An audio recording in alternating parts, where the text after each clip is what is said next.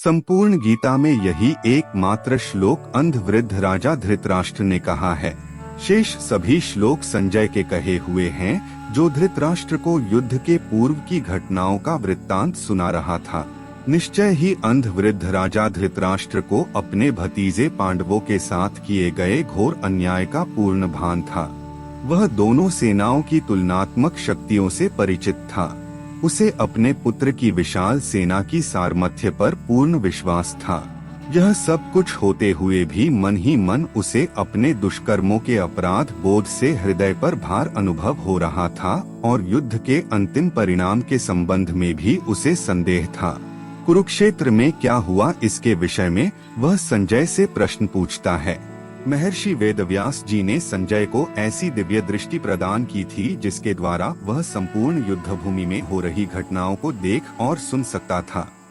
इस श्लोक से आगे संजय ने कुरुक्षेत्र में जो कुछ देखा और सुना उसका वर्णन है। अपनी सेना की अपेक्षा पांडवों की सेना संख्या में अत्यंत न्यून होने पर भी जब दुर्योधन ने उसे देखा तब उस अत्याचारी का आत्मविश्वास कुछ टूटने लगा। जैसे कोई छोटा बालक भयभीत होकर अपने माता पिता के पास दौड़ता है, ठीक उसी प्रकार विचलित दुर्योधन अपने गुरु द्रोणाचार्य के पास पहुंचता है। कोई कर्म करते हुए यदि हमारा उद्देश्य पाप और अन्याय से पूर्ण होता है तो अनेक साधनों से सुसंपन्न होते हुए भी हमारे मन में निश्चय ही चिंता, अशांति और विक्षेप उत्पन्न होते हैं। सभी अत्याचारी और तानाशाही प्रवृत्ति के लोगों की यही मनस्थिति होती है। वास्तव में दुर्योधन की यह मूर्खता है कि वह द्रोणाचार्य को पांडवों की सैन्य रचना के विषय में विस्तार से बताए। आगे हम देखेंगे कि वह आवश्यकता से अधिक बातें करता है, जो युद्ध के परिणाम के विषय में उसके संदेह का स्पष्ट लक्षण है। दुर्योधन कहता है कि यहाँ पांडवों की सेना में महान धनुर्धारी शूर योद्धा है, जो युद्ध में भीम और अर्जुन के समान हैं, जैसे युयुधान, राजा विराट तथा महारथी राजा द्रुपद, धृष्टकेतु और चेकितान तथा पराक्रमी काशीराज भी हैं। पुरुजित और कुंती भोजे दोनों भाई तथा मनुष्यों में श्रेष्ठ शैब्य भी हैं। पराक्रमी युधामन्यु और पराक्रमी उत्तमौजा भी हैं। सुभद्रा पुत्र अभिमन्यु और द्रौपदी के 5 पुत्र भी हैं। ये सबके सब महारथी हैं। द्रोणाचार्य को द्विजोत्तम कहकर संबोधित करते हुए दुर्योधन अपनी सेना के प्रमुख वीर योद्धाओं के नाम सुनाता है। एक कायर मनुष्य अंधेरे में अनुभव होने वाले भय को दूर करने के लिए सीटी बजाता है अथवा कुछ गुनगुनाने लगता है। दुर्योधन की स्थिति भी कुछ इसी प्रकार की थी। अपराध बोध से पीड़ित अत्याचारी दुर्योधन की मनस्थिति बिखर रही थी। यद्यपि उसकी सेना सक्षम शूरवीरों से सुसज्जित थी, तथापि शत्रु पक्ष के वीरों को देखकर उसे भय लग रहा था। द्रोणाचार्य के मुख से स्वयं को प्रोत्साहित करने वाले शब्दों को वह सुनना चाहता था, परंतु जब वह आचार्य के पास पहुंचा तब वे शांत और मौन रहे। इसलिए टूटते उत्साह को फिर से जुटाने के लिए वह अपनी सेना के प्रमुख योद्धाओं के नाम गिनाने लगता है। यद्यपि कुछ क्षणों के लिए अपराध की भावना एवं मानसिक उत्तेजना के कारण दुर्योधन का विवेक लुप्त हो गया था, किंतु एक तानाशाह की भांति उसने शीघ्र ही अपने आप को संयमित कर लिया।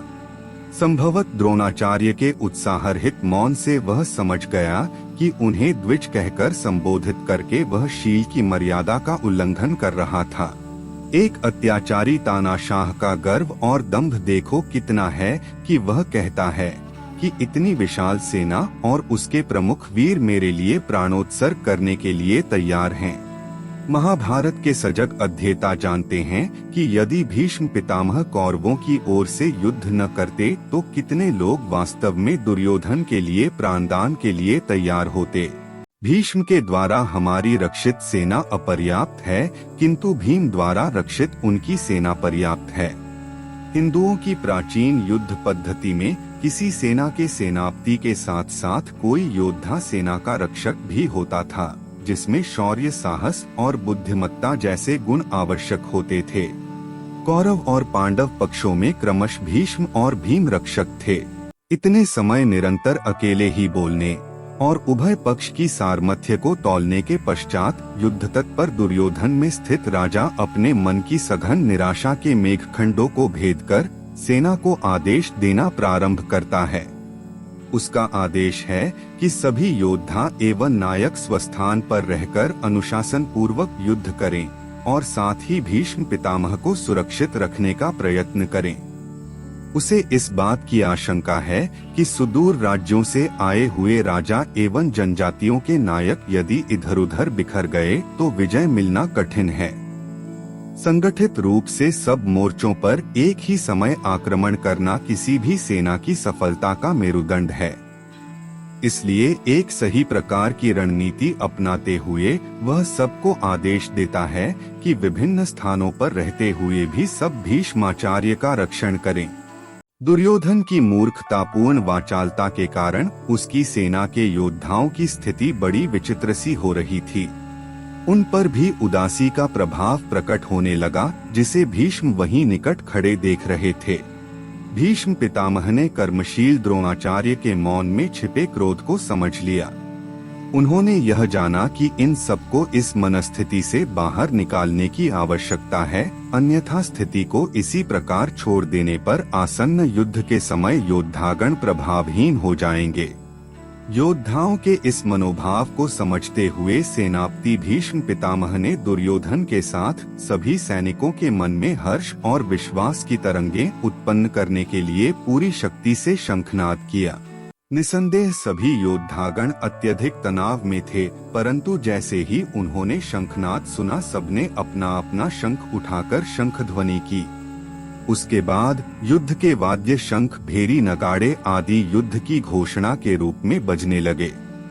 संजय इस कोलाहल का वर्णन तुमुलध्वनि हुई इस प्रकार करता है, परंतु आगे प्रत्युत्तर में हुई पांडवों की शंखध्वनि का वर्णन करते हुए कहता है कि वह शब्द इतना भयंकर था कि आकाश और पृथ्वी उससे गूंजने लगे और कौरवों के हृदय विदीर्ण होने लगे। इस वर्णन से स्पष्ट होता है कि संजय दुर्योधन के इस कार्य का विरोधी था। अतः हम पूर्ण विश्वास के साथ उसके द्वारा वर्णित युद्ध भूमि में दिए गए भगवान श्री कृष्ण के उपदेश को स्वीकार कर सकते हैं। तथ्य अत्यंत साधारण है कि कौरवों की शंखध्वनि का उत्तर भगवान श्री कृष्ण और अर्जुन ने शंखनाद करके दिया, परंतु संजय ने जिस सुंदरता और उदारता के साथ इसका वर्णन किया है वह इस बात का स्पष्ट सूचक है कि उसकी सहानुभूति किस पक्ष के साथ थी। वह कहता है, श्वेत अश्वों से युक्त भव्य रथ में बैठे माधव और अर्जुन ने अपने दिव्य शंख बजाए। इस वर्णन से ज्ञात होता है कि संजय के मन में कहीं कोई आशा अटकी है कि संभवत दोनों पक्षों के शंखनाद के वर्णनों में विरोध देखकर इस समय भी धृतराष्ट्र अपने पुत्रों को युद्ध से विरत कर लें। पांडव सैन्य का वर्णन करते हुए संजय विशेष रूप से प्रत्येक योद्धा के शंख का नाम भी बताता है। भगवान श्री कृष्ण के शंख का नाम पांचजन्य था। ऋषिकेश यह भगवान का एक नाम है जिसका अर्थ है इंद्रियों का स्वामी, तथा धनंजय अर्जुन ने देवदत्त नामक शंख बजाया और भयानक कर्म करने वाले वृकोदर भीम ने पौंड्र नामक महाशंख बजाया। कुंती पुत्र राजा युधिष्ठिर ने अनंत विजय नामक शंख बजाया तथा नकुल और सहदेव ने सुघोष और मणिपुष्पक नामक शंख बजाए। हे राजन, श्रेष्ठ धनुष वाले काशीराज और महारथी शिखंडी तथा धृष्टद्युम्न एवं राजा विराट और अजय सात्यकी, राजा द्रुपद और द्रौपदी के पांचों पुत्र तथा लंबी लंबी भुजाओं वाले सुभद्रा पुत्र अभिमन्यु, इन सभी ने सब ओर से अलग अलग शंख बजाए। पांडव सेना के शंखों के उस भयंकर शब्द ने आकाश और पृथ्वी को भी गुंजाते हुए अन्याय पूर्वक राज्य हड़पने वाले दुर्योधन आदि के हृदय विदीर्ण कर दिए। 14वें श्लोक से संजय पांडवों की सेना का विस्तृत वर्णन करता है।